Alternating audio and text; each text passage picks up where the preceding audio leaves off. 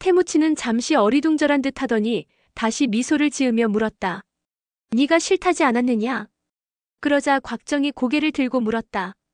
대칸께선 제가 어떤 소원을 말하든 모두 들어주신다고 하셨습니다.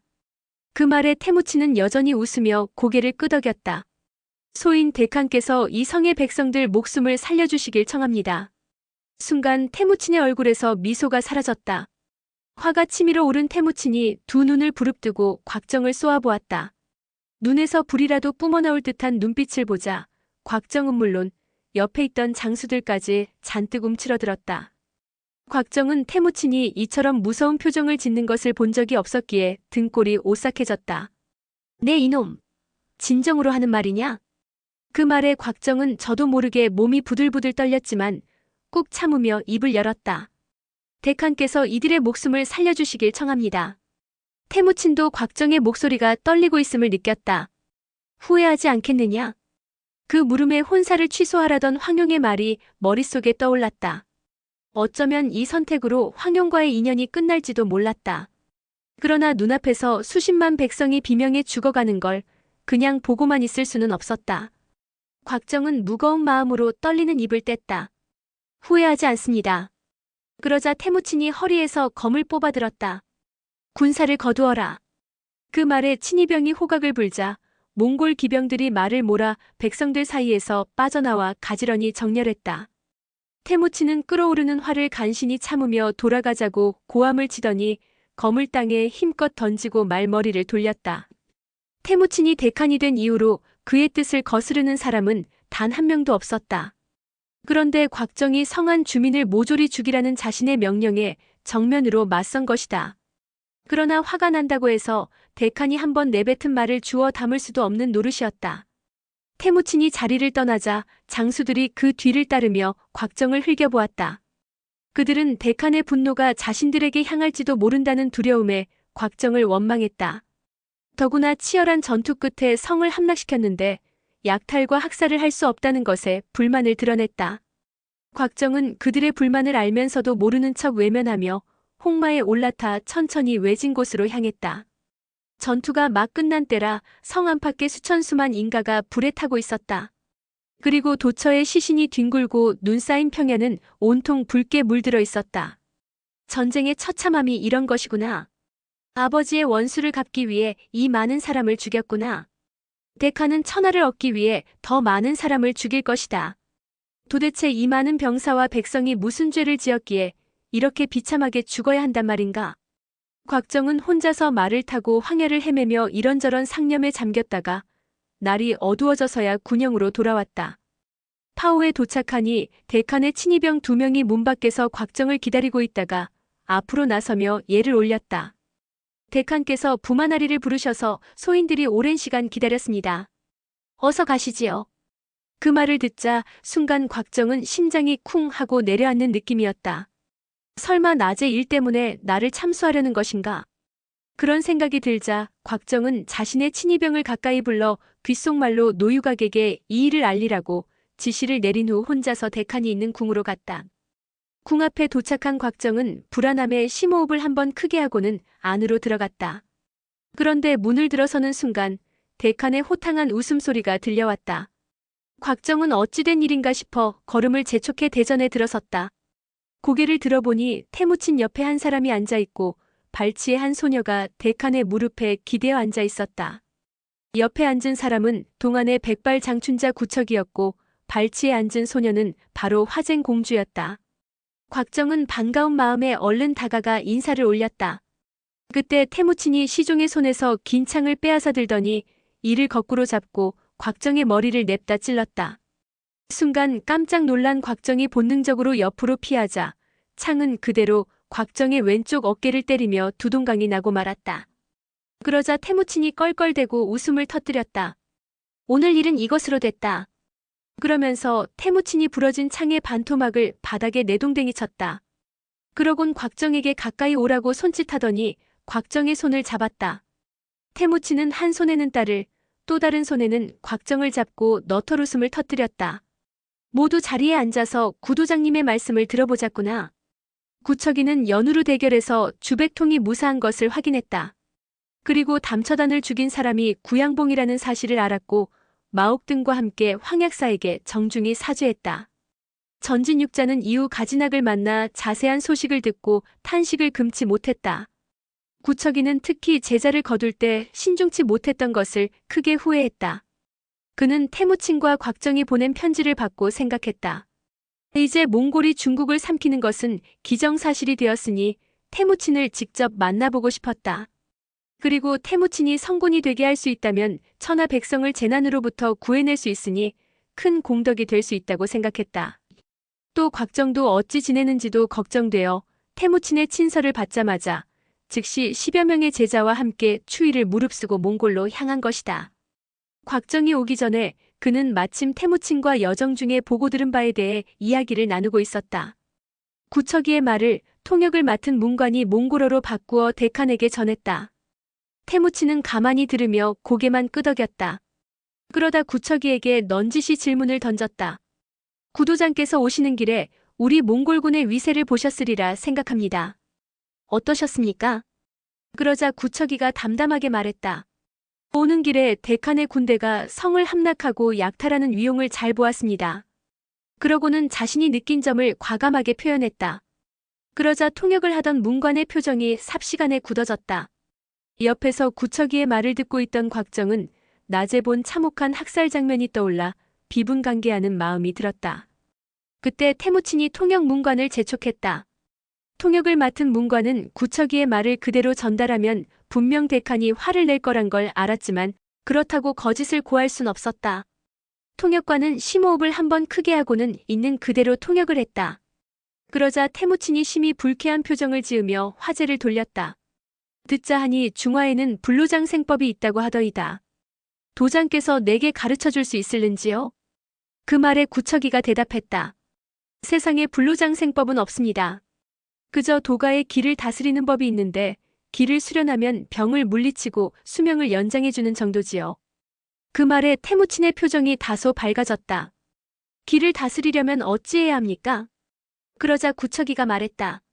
마음을 선하게 먹고 자신을 다스릴 줄 알아야 합니다. 그 말에 태무친이 고개를 갸웃하며 물었다. 무엇이 선입니까?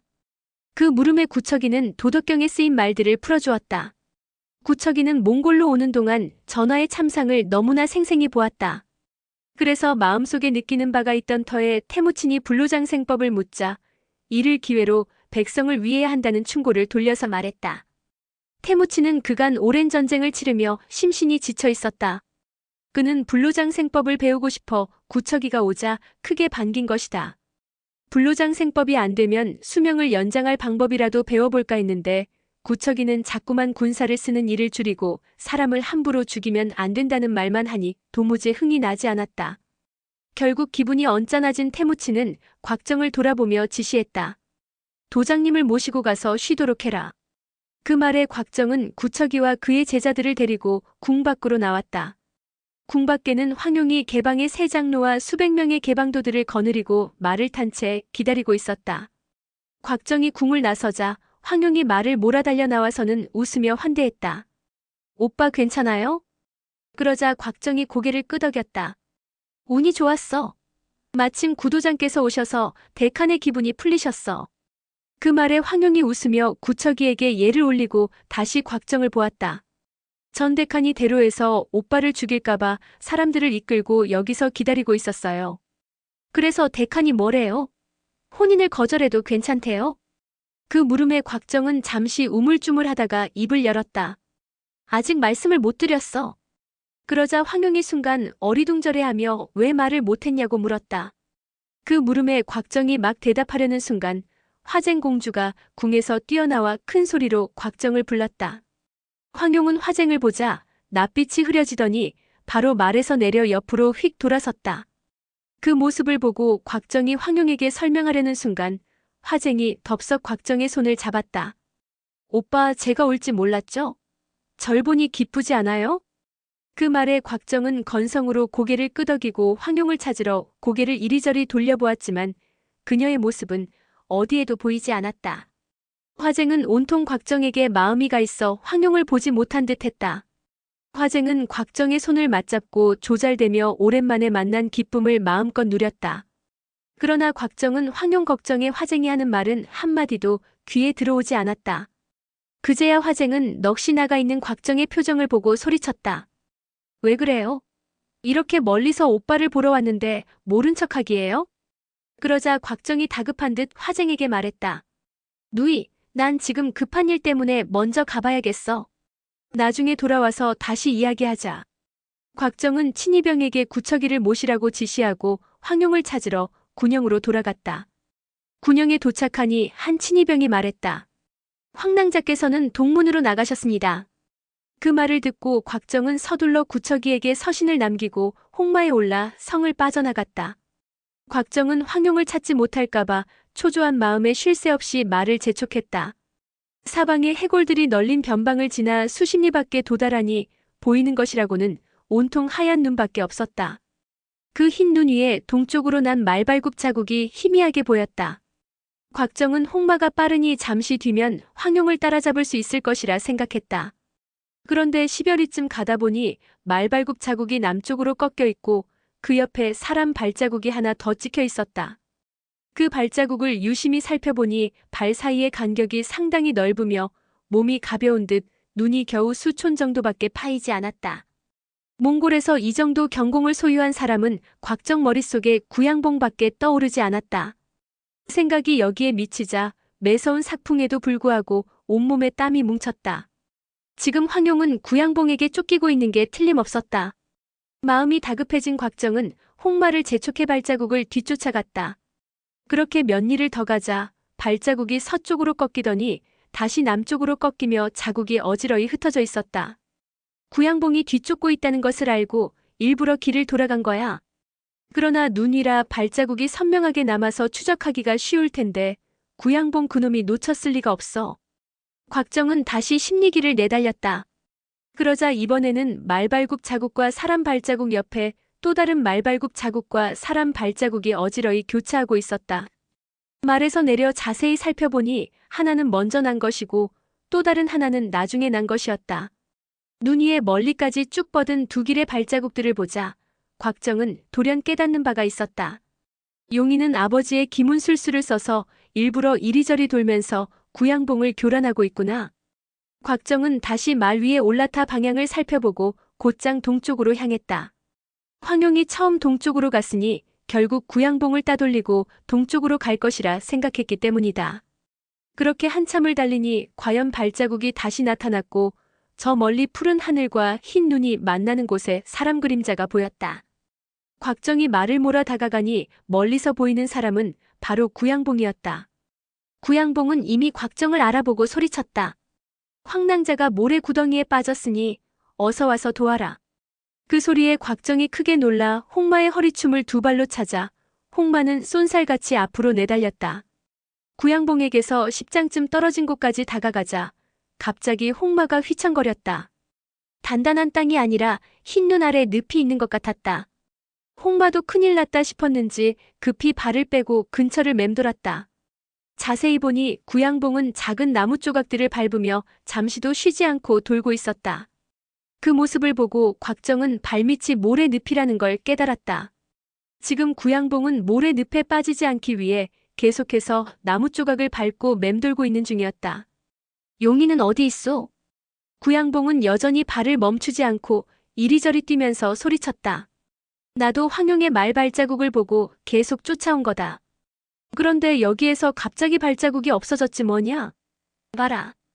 그러면서 구양봉은 작은 나무 위를 손가락으로 가리켰다. 곽정이 말을 몰아 달려가 보니 나뭇가지에 황금빛이 번쩍이는 고리가 걸려 있었는데 바로 황용의 머리장식인 그만이었다.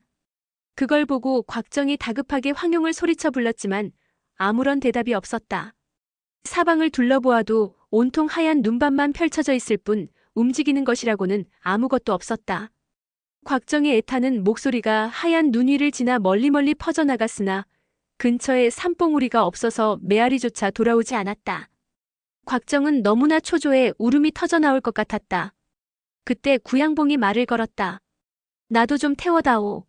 한숨 돌리고 함께 황낭자를 찾아보자꾸나. 그 말에 곽정은 분노를 참을 수 없어 소리쳤다. 당신이 쫓아오지 않았다면 용이가 왜 늪에 빠졌겠소? 그러면서 항룡유해를 구양봉에게 날렸다. 구양봉은 늪에 빠지지 않기 위해 쉴 새 없이 발을 놀리고 있는 터라 하체를 지지할 수 없었기에 제대로 힘을 발휘할 수가 없었다. 구양봉이 날아오는 항룡유해를 맞받아치자 그 힘에 밀려 이보 밀려나면서 그만 발이 멈추고 말았다. 그 순간 왼발이 무릎까지 깊게 모래 늪에 빠지고 말았다. 구양봉은 놀라서 어쩔 줄 몰랐다. 늪에 왼발이 빠졌으니 빼내려고 힘을 주면 오른발도 빠지게 될 것이었다. 이렇게 점점 깊게 빠지면 제 아무리 천하제일의 무공을 지녔다 하더라도 빠져나올 수 없을 것이다. 구양봉은 다급한 가운데에서도 옆으로 몸을 누워 땅을 이리저리 구르면서 오른발을 힘껏 공중으로 찼다. 그러자 오른발을 차는 힘으로 왼발도 따라서 위로 차니 모래가 사방으로 흩뿌려지면서 늪에서 몸을 뺄 수 있었다. 그러나 불행히도 그가 착지할 나무 조각은 저 멀리 있었다. 결국 허공에서 다시 떨어진 구양봉은 모래 늪에 다시 발이 빠지고 말았다. 곽정은 그 모습을 보고 눈물을 하염없이 흘렸다.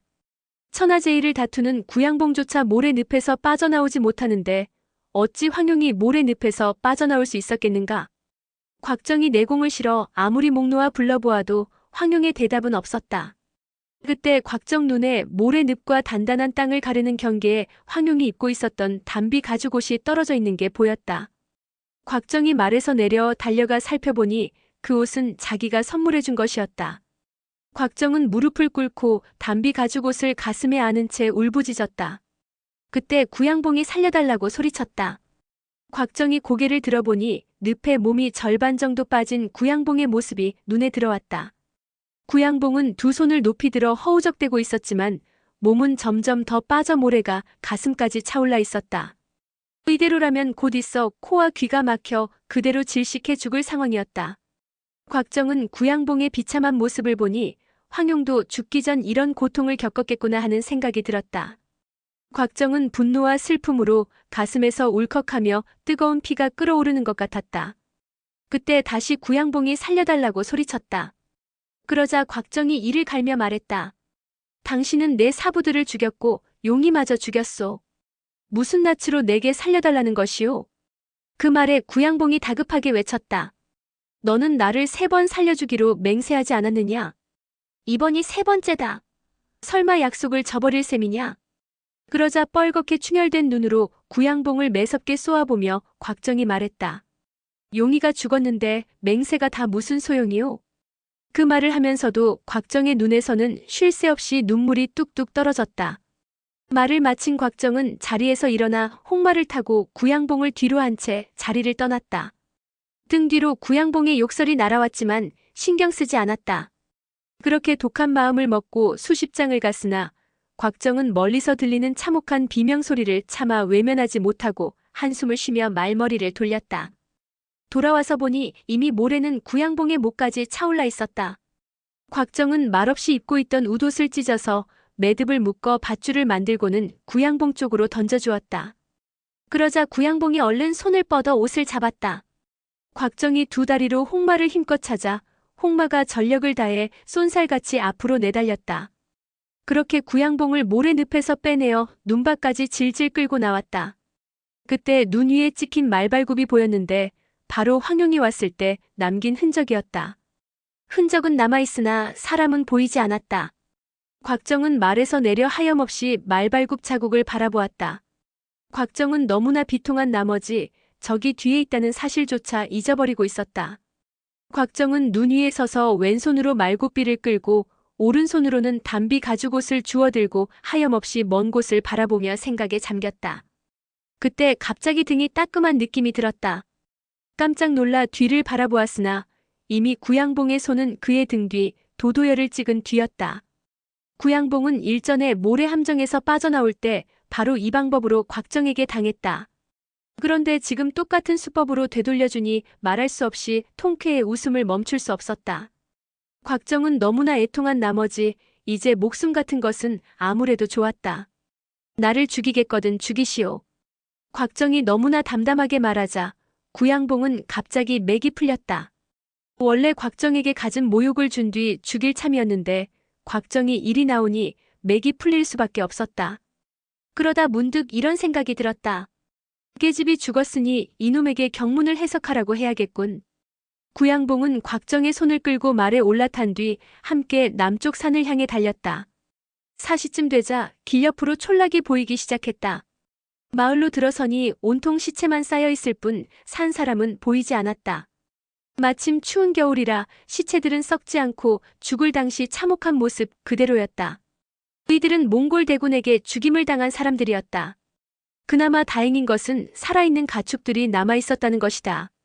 구양봉은 크게 기뻐하며 곽정을 끌고 돌집으로 들어갔다. 이제 니놈이 나에게 잡힌 신세가 되었구나. 하지만 나는 너를 죽이지는 않겠다. 만약 나를 이길 수 있다면 나가도 좋다. 구양봉은 양 한 마리를 잡아서 주방에서 음식을 만들었다. 곽정은 득이양양한 그의 모습을 보면서 증오심에 몸부림쳤다. 구양봉은 곽정에게 양다리를 하나 휙 던져주며 말했다. 먼저 배불리 먹고 난 뒤에 싸우자. 곽정은 코웃음을 치며 의자에 앉아 양다리를 뜯기 시작했다. 아무리 우둔한 곽정이라도 구양봉의 속셈을 모를 리 없었다. 구음진경의 무공을 배우고 싶은 모양이군. 니놈 뜻대로 되지는 않을 것이다. 그런데 아까 저놈이 찍은 혈도를 어떻게 푼담? 그때 구음진경에 수록된 비서군이라는 비결이 생각났다. 곽정은 양다리를 깨끗이 먹어치운 뒤 땅에 좌정하고 구음진경의 비결을 떠올리며 연공을 시작했다. 이미 역골 단골편을 익힌 곽정에게 비서공과 같은 하급무공을 익히는데 드는 시간은 채 2시즌이 되지 않았다. 비서공을 익힌 곽정은 스스로 구양봉에게 찍힌 혈도를 풀어버렸다. 그러곤 곁눈질로 구양봉을 보니 그 역시 앉아서 무공을 연마하고 있었다. 그 모습을 보고 곽정이 갑자기 몸을 일으키며 기합과 함께 구양봉에게 일장을 날렸다. 오늘의 영상은 여기까지입니다. 영상이 도움이 되셨다면 구독과 좋아요, 알람 설정 부탁드립니다. 시청해주셔서 감사합니다.